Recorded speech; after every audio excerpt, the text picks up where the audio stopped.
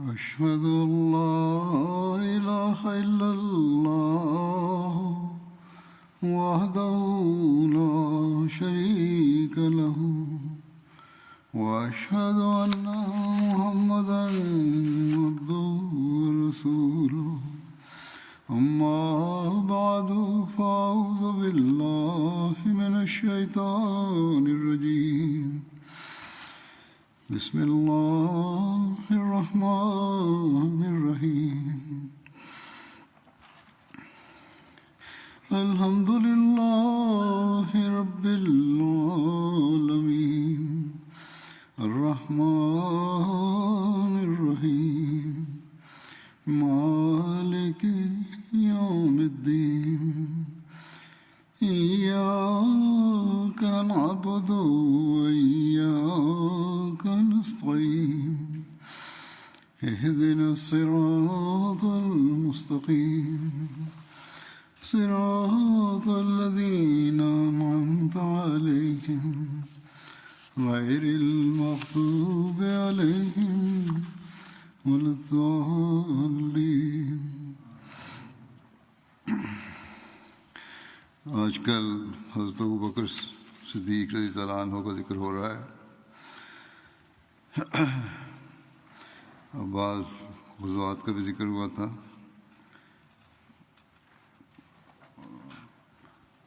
في هذه الأيام أتحدث عن سيدنا أبي بكر رضي الله عنه، وكنت تحدثت عن بعض الغزوات، وأتحدث الآن عن غزوة بني قريظة. لقد ذكر الواقدي أسماء الذين شهدوها، وقال أن أبا بكر الصديق وطلحة بن عبيد الله كانا ممن حضروها من بني تيم.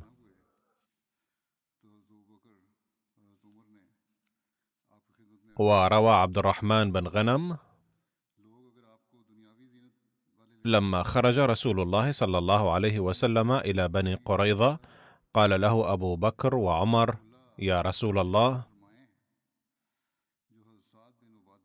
إن الناس يزيدهم حرصا على الإسلام أن يروا عليك زيا حسنا من الدنيا، فانظر إلى الحلة التي أهداها لك سعد بن عبادة، فالبسها فليرى المشركون اليوم عليك زيا حسنا.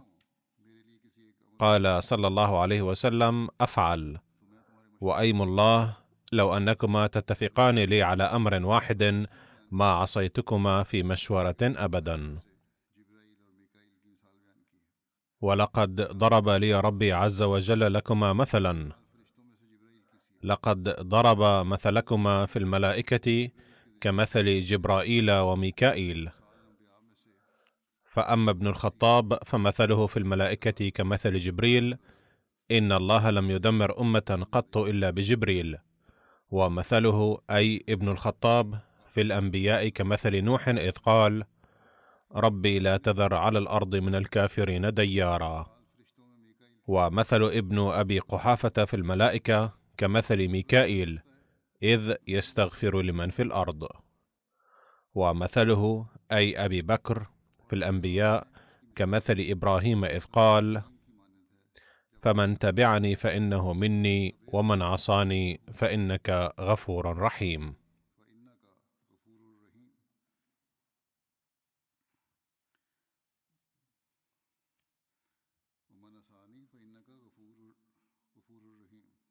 يترجم حضرته الآية السابقة إلى اللغة الأردية.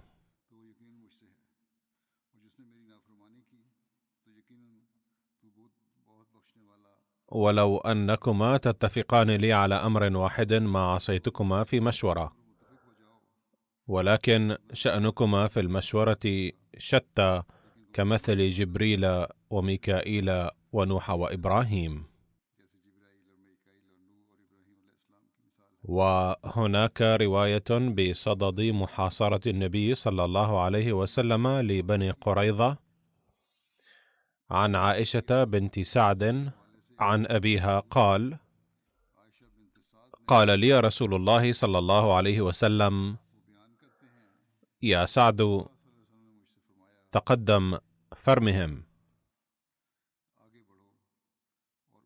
فتقدمت حيث تبلغهم نبلي، ومعي نيف على 50 أي من السهام، فرميناهم ساعة وكأن نبلنا مثل جراد، فانجحروا فلم يطلع منهم أحد،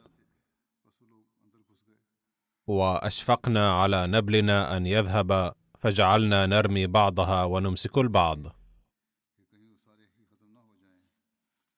فكان كعب بن عمرو المازني وكان راميا يقول: رميت يومئذ بما في كنانتي حتى أمسكنا عنهم بعد أن ذهبت ساعة من الليل. قال: وقد رمونا ورسول الله صلى الله عليه وسلم واقف على فرسه عليه السلاح وأصحاب الخيل حوله. ثم أمرنا رسول الله صلى الله عليه وسلم فانصرفنا إلى منزلنا وعسكرنا فبتنا، وكان طعامنا تمرا بعث به سعد بن عبادة، أحمال تمر، فبتنا نأكل منها. ولقد رؤي رسول الله صلى الله عليه وسلم وأبو بكر وعمر يأكلون من ذلك التمر، ورسول الله صلى الله عليه وسلم يقول: نعم الطعام التمر.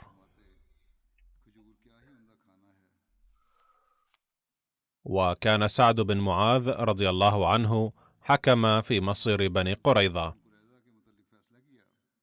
فقال رسول الله صلى الله عليه وسلم مشيدا بحكمه: لقد حكمت فيهم بحكم الله عز وجل. فدعا سعد قال: اللهم إن كنت أبقيت على نبيك صلى الله عليه وسلم من حرب قريش شيئا فأبقني لها، وإن كنت قطعت الحرب بينه وبينهم فاقبضني إليك. قالت عائشة: فانفجر كلمه أي جرحه، وكان قد برئ حتى ما يرى منه إلا مثل الخرس، أي لم يبقى من الجرح إلا أثر بسيط. ورجع سعد إلى قبته التي ضرب عليه رسول الله صلى الله عليه وسلم. قالت عائشة: فحضره رسول الله صلى الله عليه وسلم وأبو بكر وعمر.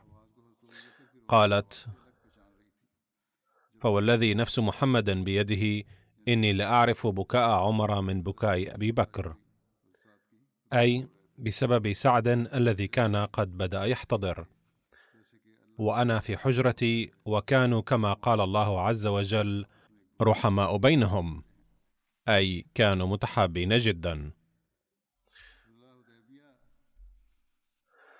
وورد عن صلح الحديبية كما ذكرت في الخطب الماضية أن النبي صلى الله عليه وسلم كان رأى في الرؤيا أنه يطوف ببيت الله مع أصحابه، وعلى أساس هذه الرؤيا خرج صلى الله عليه وسلم من المدينة المنورة لأداء العمرة بجماعة من الصحابة قوامها 1400، وذلك في صباح يوم الاثنين في بداية شهر ذي القعدة من السنة 6 الهجرية.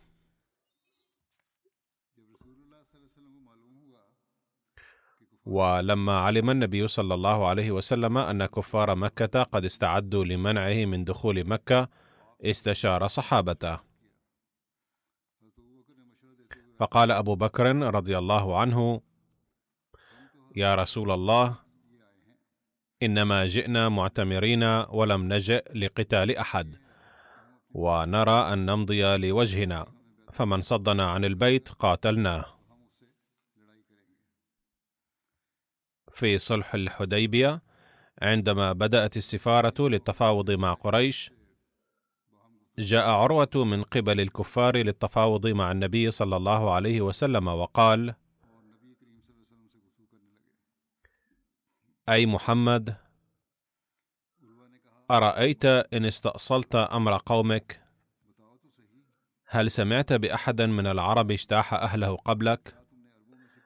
وإن تكن الأخرى، أي لو كانت الغلبة لقريش عليك، فإني والله لأرى وجوها، وإني لأرى أوشابا من الناس خليقا أن يفروا ويدعوك. فقال أبو بكر الصديق لعروة بن مسعود بلهجة شديدة جدا: امصص اللات، أي اذهب واعبد صنمك اللات. فقال عروة: من ذا؟ قالوا: أبو بكر. قال: أما والذي نفسي بيده، لولا يد كانت لك عندي لم أجزك بها لأجبتك. وكانت منة أبي بكر رضي الله عنه أنه كان قد ساعد عروة ب10 من العشار ليدفع الدية. على أي حال، قال عروة ذلك وجعل يكلم النبي صلى الله عليه وسلم. عند صلح الحديبية، حين كان العهد مع قريش يكتب، قال عمر بن الخطاب: فأتيت نبي الله صلى الله عليه وسلم فقلت: ألست نبي الله حقا؟ قال: بلى. قلت: ألسنا على الحق وعدونا على الباطل؟ قال: بلى. قلت: فلما نعطي الدنية في ديننا إذن؟ قال: إني رسول الله ولست أعصيه وهو ناصري، أي إذا كنت قد قبلت بعض الشروط للعدو فليس ذلك عصيان أمر الله تعالى، بل سينصرني الله تعالى فيه. قلت: أوليس كنت تحدثنا أننا سنأتي البيت فنطوف به؟ قال: بلى. فأخبرتك أن نأتيه العام، أي قال النبي صلى الله عليه وسلم بأنني لم أقل لكم أننا سنصل إلى بيت الله هذا العام. قال عمر: قلت: لا. قال صلى الله عليه وسلم: فإنك آتيه ومطوف به. قال عمر: فأتيت أبا بكر فقلت: يا أبا بكر، أليس هذا نبي الله حقا؟ قال: بلى. قلت: ألسنا على الحق وعدونا على الباطل؟ قال: بلى. قلت: فلم نعطي الدنية في ديننا إذن؟ قال: أيها الرجل، إنه لرسول الله صلى الله عليه وسلم، وليس يعصي ربه وهو ناصره. فقد رد أبو بكر بالكلمات نفسها التي رد بها النبي صلى الله عليه وسلم، فاستمسك بغرزه، فوالله إنه على الحق. قلت: أليس كان يحدثنا أن سنأتي البيت ونطوف به؟ قال: بلى. أفأخبرك أنك تأتيه العام؟ قلت: لا. قال: فإنك آتيه ومطوف به. قال الزهري: قال عمر: فعملت لذلك أعمالا، أي لأكفر عن هذا الخطأ. هذه الرواية أخذت من البخاري.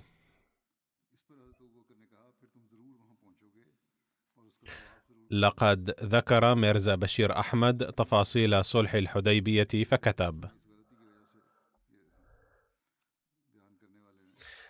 لقد حضر عروة عند النبي صلى الله عليه وسلم الذي كرر له ما قاله لبديل،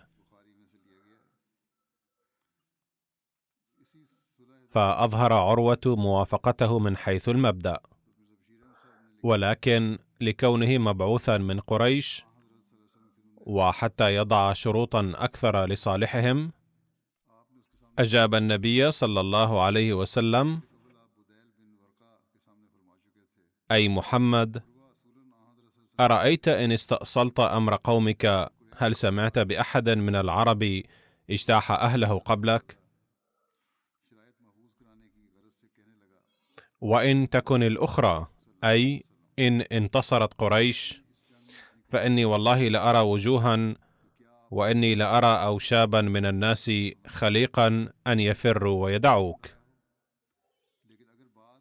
عند هذا غضب أبو بكر بشدة، فقال له: اذهب فلتبجل اللات وتقبله، أنحن نفر عنه وندعه؟ واللات كان صنما لبني ثقيف، وكان يقصد أبو بكر أنكم تعبدون الأصنام، أما نحن فنعبد الله، فهل يعقل أن تبدوا الصبر والثبات لأصنامكم؟ أما نحن المؤمنون بالله تعالى فنفر عن رسول الله نتخلى عنه؟ فسأل عروة مغاضبا: من ذا؟ قالوا: أبو بكر. قال: أما والذي نفسي بيده لولا يد كانت لك عندي لم أجزك بها لأجبتك. وهنا أشار عروة إلى أن أبا بكر قد أدى عنه دينا كان عليه.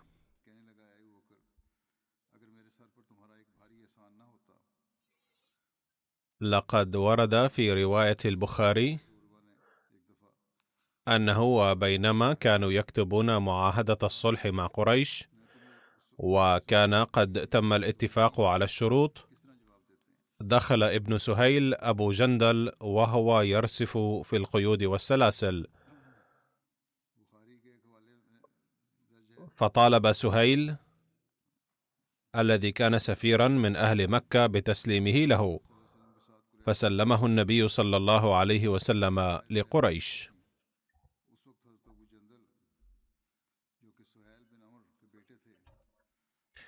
لقد ذكر ميرزا بشير أحمد بعد تفصيله، كما ذكر محاورة عمر مع النبي صلى الله عليه وسلم لما قال: إن كنت نبيا صادقا لله تعالى فلماذا نعطي الدنية في ديننا؟ على أي حال تفصيله كما يلي: كان المسلمون يشاهدون تعرض أبي جندل للظلم، فكانوا يثورون غضبا مدفوعين بالغيرة الدينية، إلا أنهم كبتوا مشاعرهم أمام النبي صلى الله عليه وسلم.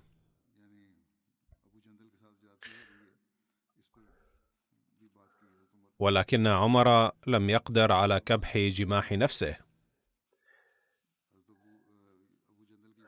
فاقترب من النبي صلى الله عليه وسلم وقال بصوت مرتعش: ألست نبي الله حقا؟ قال: بلى. فقال عمر: ألسنا على الحق وعدونا على الباطل؟ فرد النبي صلى الله عليه وسلم: بلى. فقال: فلم نعطي الدنية في ديننا؟ ونظرا إلى حالة عمر رد عليه النبي صلى الله عليه وسلم بكلمات مختصرة: إني رسول الله ولست أعصيه وهو ناصري. ولكن ظل الهياج في طبع عمر يتفاقم، فقال: أوليس كنت تحدثنا أن سنأتي البيت فنطوف به؟ قال صلى الله عليه وسلم: بلى. أفأخبرتك أن نأتيه العام؟ فقال عمر: لا. قال صلى الله عليه وسلم: فإنك آتيه ومطوف به بإذن الله. ومع ذلك بقي عمر مهتاجا دون أن يطمئن، ولكنه لم يتكلم بسبب مهابة النبي صلى الله عليه وسلم، فانصرف وجاء إلى أبي بكر وتبادل معه الحديث نفسه، ورد عليه أبو بكر رضي الله عنه ردودا مناسبة، وقال أيضا على سبيل النصيحة ما معناه: على رسلك يا عمر، فإن اليد التي بها أمسكت حبل الله تعالى لا تدعها تسترخي، لأنه والله إن الذي أعطينا أيدينا في يده صادق حتما. يقول عمر رضي الله عنه ما مفاده: لقد قلت ما قلت في شدة الحماس، ولكن ندمت بعد ذلك بشدة، وصليت وصمت وتصدقت كثيرا على سبيل النوافل، وحررت العبيد توبة على ما صدر مني. يقول سيدنا المصلح الموعود رضي الله عنه في بيان وقائع صلح الحديبية: عندما ذهب النبي صلى الله عليه وسلم للطواف بالكعبة وعلم الكفار بذلك، أرسلوا إليه صلى الله عليه وسلم زعيما لهم ليقترح عليه ألا يأتي للطواف هذا العام. فجاء هذا الزعيم إلى النبي صلى الله عليه وسلم وبدأ بالكلام، وفي أثناء الكلام لمس الزعيم لحية رسول الله صلى الله عليه وسلم وقال: أرجوك ألا تقوم بالطواف هذا العام، بل أخر مشروعك هذا إلى العام القادم. يقول سيدنا المصلح الموعود رضي الله عنه: من المألوف في بلاد آسيوية أن الناس عندما يريدون من أحد أن يقبل كلامهم يلمسون لحيته على سبيل التوسل، أو يلمسون لحيتهم ويقولون: أنا زعيم قوم فأرجوك أن تقبل كلامي. فعلى هذا المنوال لمس هذا الزعيم أيضا لحية رسول الله صلى الله عليه وسلم، فتقدم صحابي وضرب ذراعه وصرخ في وجهه قائلا: أكفف يدك. عرف الزعيم هذا الصارخ وقال له: أأنت الذي أحسنت إليه بمناسبة كذا وكذا؟ فتأخر الصحابي بسماع ذلك، ثم لمس الزعيم لحية رسول الله صلى الله عليه وسلم مرة أخرى متوسلا إليه. يقول الصحابة أنهم غضبوا بشدة على لمسه لحية رسول الله صلى الله عليه وسلم على هذا النحو، ولكن لم نجد رجلا لم يحسن إليه الزعيم المذكور في مناسبة ما.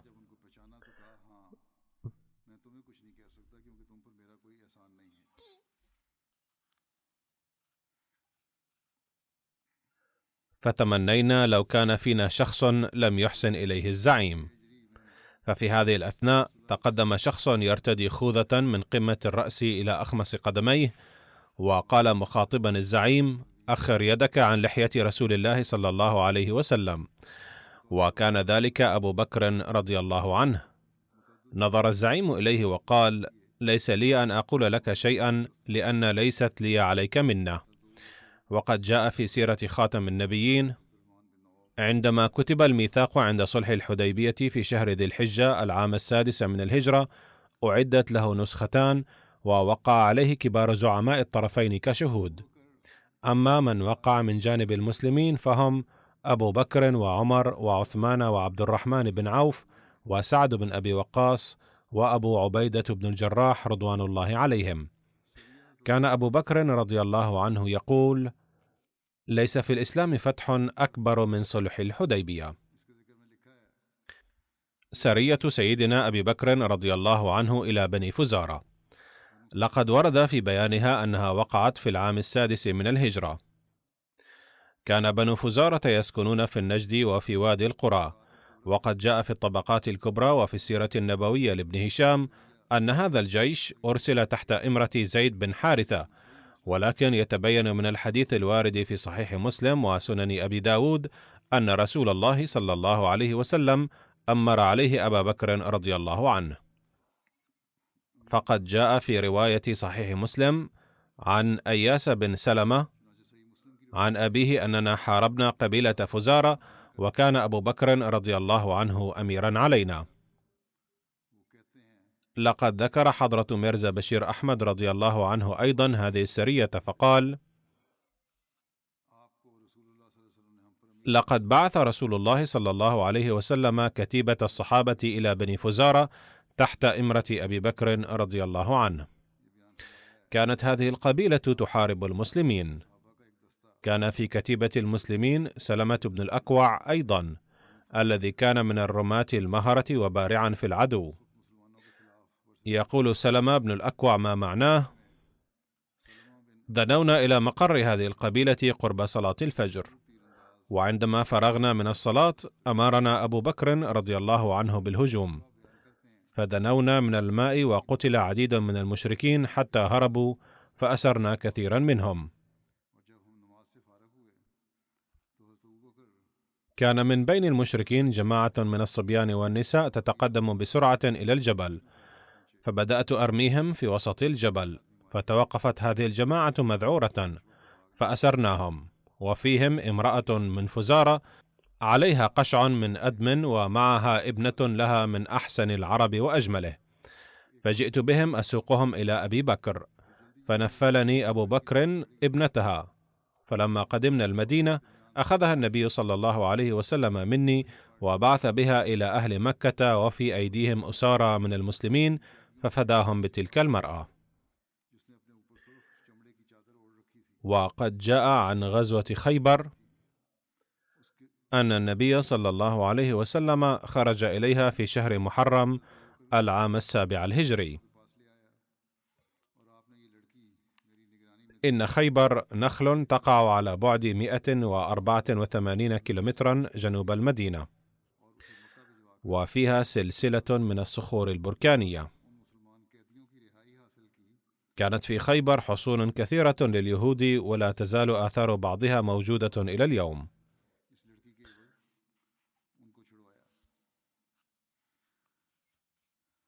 وقد فتحها المسلمون في غزوة خيبر. كانت هذه المنطقة خصبة جدا وأكبر مركز لليهود، وقد جعل النبي صلى الله عليه وسلم سباع بن عرفطة غفارة أميرا على المدينة بعده.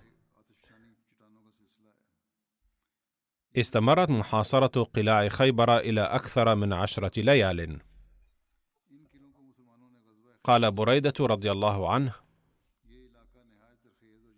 كان رسول الله صلى الله عليه وسلم تأخذه الشقيقة فيمكث اليوم واليومين لا يخرج، فلما نزل خيبر أخذته الشقيقة فلم يخرج إلى الناس، فأرسل أبا بكر رضي الله عنه فأخذ راية رسول الله صلى الله عليه وسلم، ثم نهض فقاتل قتالا شديدا، ثم رجع، ولم يكن فتح وقد جهد.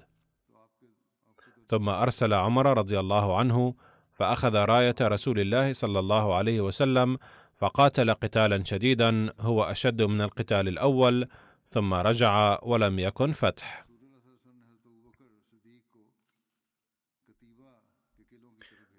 لقد ورد في معظم كتب التاريخ والسير أن أبا بكر وعمر رضي الله عنهما أمرا على الجيش، ولكن لم يكتب لهما فتح القلعة، غير أن هناك كتاب بعنوان سيدنا الصديق الأكبر طبع في لاهور بباكستان في فبراير 2010، وقد قرأه الباحثون من جماعتنا وبعثوا إلي ما جاء فيه.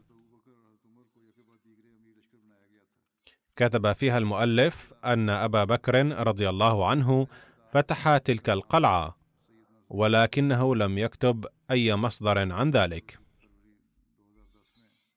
قال: أمر على جيش أبو بكر لفتح قلعة وفتحها، وولي عمر لفتح قلعة ثانية وهو أيضا فتحها، وولي محمد بن مسلمة مهمة فتح قلعة ثالثة ولكنه لم ينجح. فقال النبي صلى الله عليه وسلم: صباح الغد لأعطين الراية رجلا يحب الله ورسوله ويفتح الله على يديه. فأعطى الراية عليا ففتح قلعة قموس. وهناك رواية للواقدي عن غزوة خيبر، والناس يقرؤون تاريخ الواقدي، لذا أذكر هذه الرواية، ولكنها ليست ضروريا أن تكون صحيحة 100%. فقال في خيبر، قال للنبي صلى الله عليه وسلم الحباب بن المنذر: يا رسول الله، إن اليهود ترى النخل أحب إليهم من أبكار أولادهم، فاقطع نخلهم. فأمر رسول الله صلى الله عليه وسلم بقطع النخل، ووقع المسلمون في قطعها حتى أسرعوا في القطع. هذا لا يمكن أن يقبل 100%. فجاءه أبو بكر فقال: يا رسول الله، إن الله عز وجل قد وعدكم خيبر، وهو منجز ما وعدك، فلا تقطع النخل. فأمر فنادى منادي رسول الله صلى الله عليه وسلم، فنهى عن قطع النخل.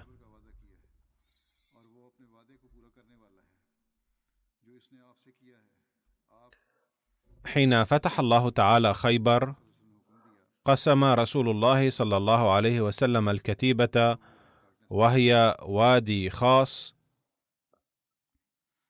بين قرابته وبين نسائه وبين رجال المسلمين ونساء أعطاهم منها.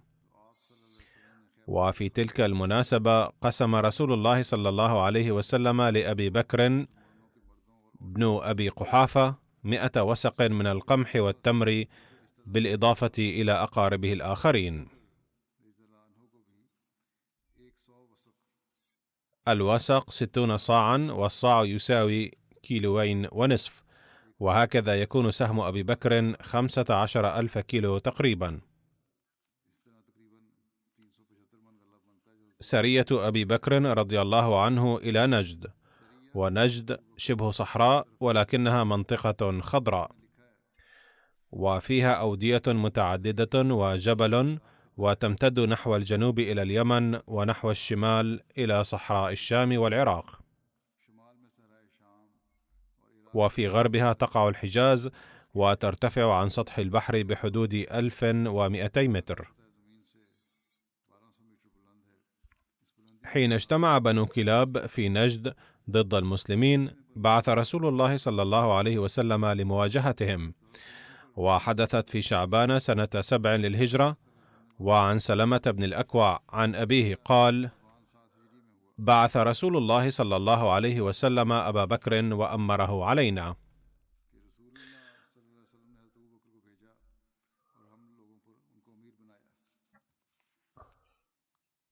ورد عن مجيء أبي سفيان إلى مكة بعد صلح الحديبية: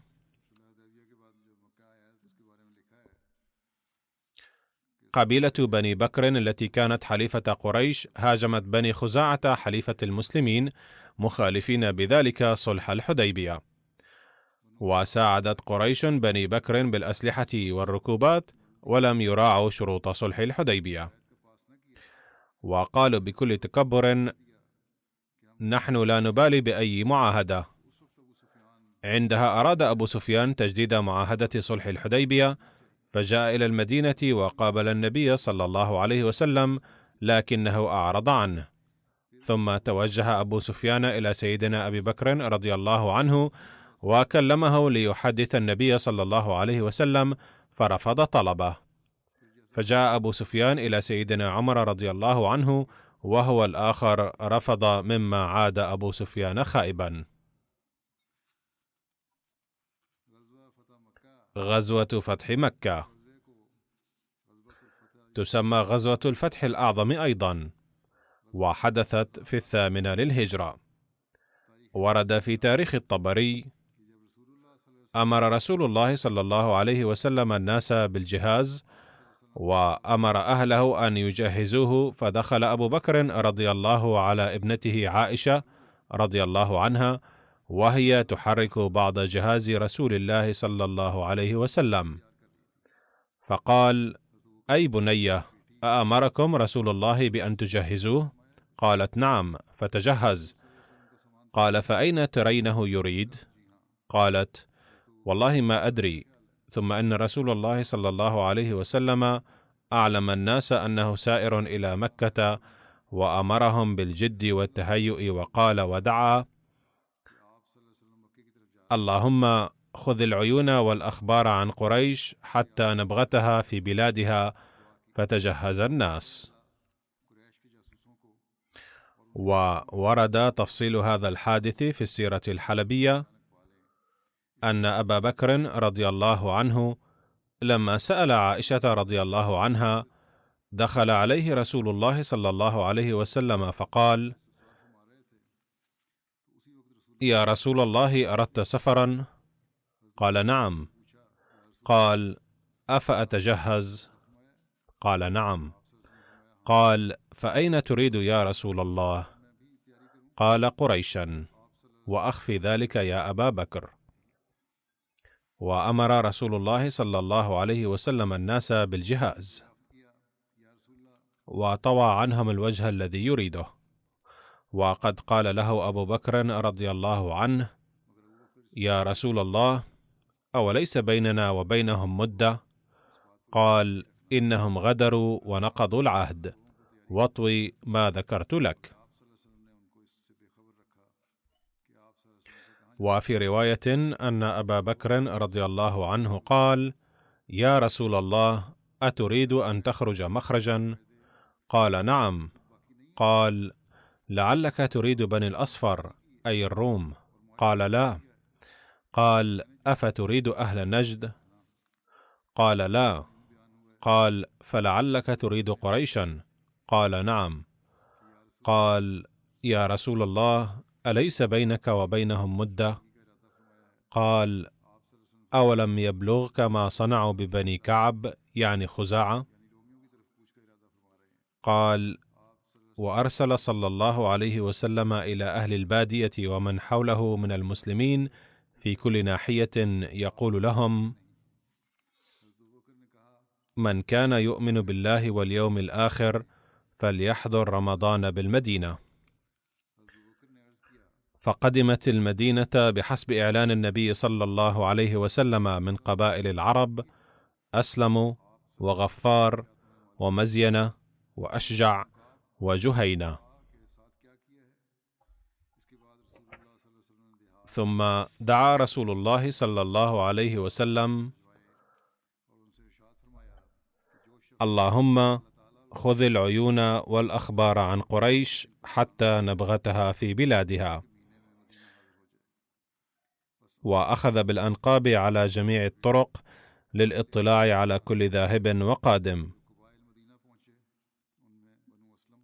وقال لهم: لا تدعوا أحدا يمر بكم تنكرونه إلا رددتموه، لئلا يعرف قريش استعداد المسلمين. قال سيدنا المصلح الموعود رضي الله عنه بيانا لتفصيل هذه الواقعة: طلب رسول الله صلى الله عليه وسلم من إحدى زوجاته أن تحزم حقائبه للسفر، فبدأت بذلك. وقال رسول الله صلى الله عليه وسلم لعائشة رضي الله عنها أن تعد له الشعير أو تحمص بعض الحبوب الأخرى. فكان الأكل في ذلك العصر من هذا القبيل. فبدأت هي أيضا تصفية الحبوب من التراب وغيره. في هذه الأثناء جاء أبو بكر رضي الله عنه إلى بيت ابنته، وحين لاحظ التجهيز سألها: يا عائشة، ما الذي يجري؟ وهل يستعد رسول الله صلى الله عليه وسلم لسفر؟ قالت: يبدو أنه يستعد للسفر، إذ أمرنا صلى الله عليه وسلم للاستعداد. قال: هل هذا استعداد لقتال؟ قالت: لا أدري، إنما قال لنا أن نعد جهاز سفره ونشتغل في ذلك.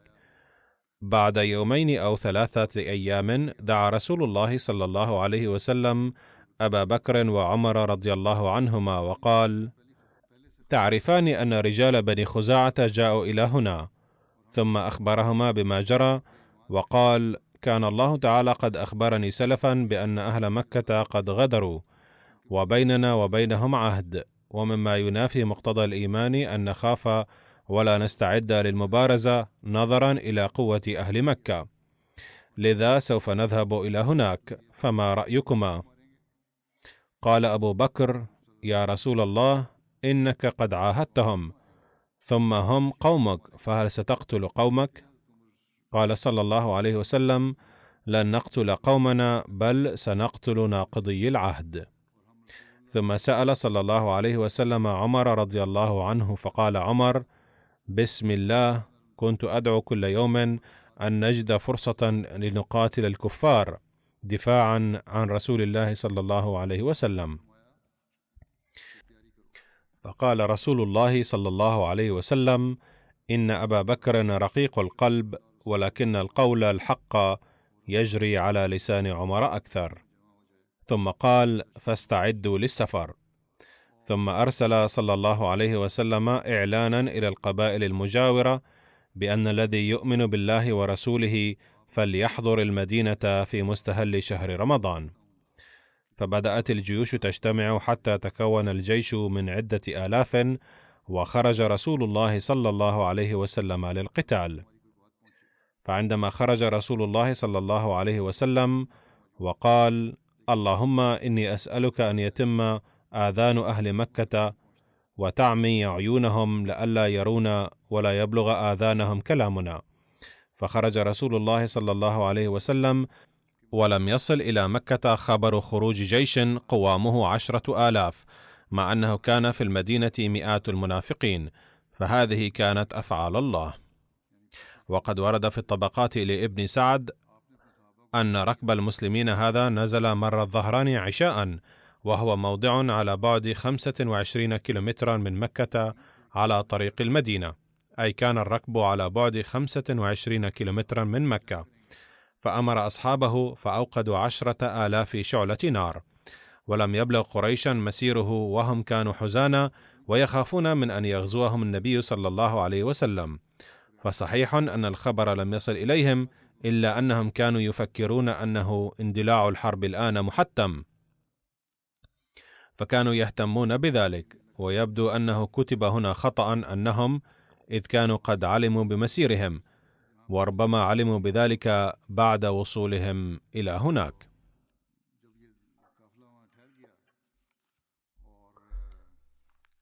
فحين نزل الركب هناك وأشعلت النيران في 10,000 موضع، بعثت قريش أبا سفيان بن حرب للاستطلاع، وقالوا له: إن لقيت محمدا صلى الله عليه وسلم فخذ لنا منه أمانا لنا.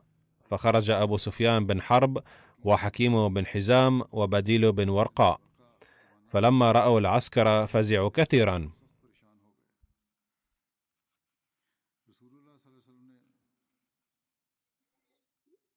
وكان رسول الله صلى الله عليه وسلم قد استعمل على الحرس تلك الليلة عمر بن الخطاب، فسمع العباس بن عبد المطلب صوت أبا سفيان فقال: أبا حنظلة، فهي كنية أبي سفيان، فقال: لبيك، فما وراءك؟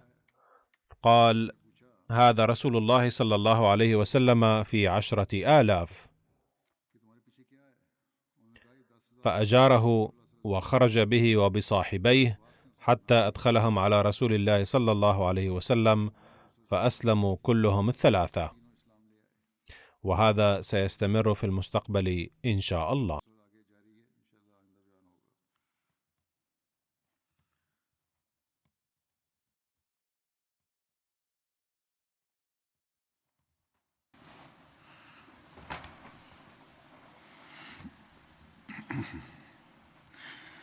الحمد لله الحمد لله نحمده ونستعينه ونستغفره ونؤمن به ونتوكل عليه ونعوذ بالله من شرور أنفسنا ومن سيئات أعمالنا من يهده الله فلا مضل له ومن يضلل فلا هادي له ونشهد أن لا إله إلا الله ونشهد أن محمدا عبده ورسوله عباد الله رحمكم الله إن الله يأمر بالعدل والإحسان وإيتاء ذي القربى